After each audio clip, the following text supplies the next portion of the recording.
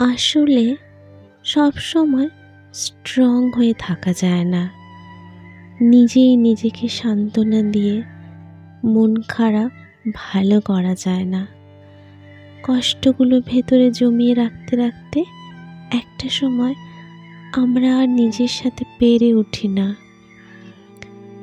তখন নিজের ভেতর জমিয়ে রাখা তীব্র কষ্টগুলো একটু একটু করে বাষ্প হতে থাকে।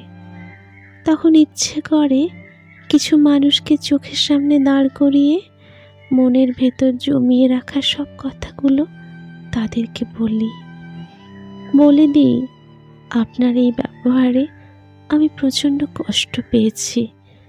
আপনার এই কথার আঘাতে আমি ক্ষতবিক্ষত হয়েছি। ইচ্ছে হয় নিজের ভেতর জমিয়ে রাখা সকল রাগ, ক্ষোভ, যন্ত্রণাগুলো তাদের উপর উগরে দিই। অতঃপর তাদের কাছ থেকে অনেক দূরে সরে আসি। মিথ্যে অভিনয় না করে নিজের মতো করে বাঁচি।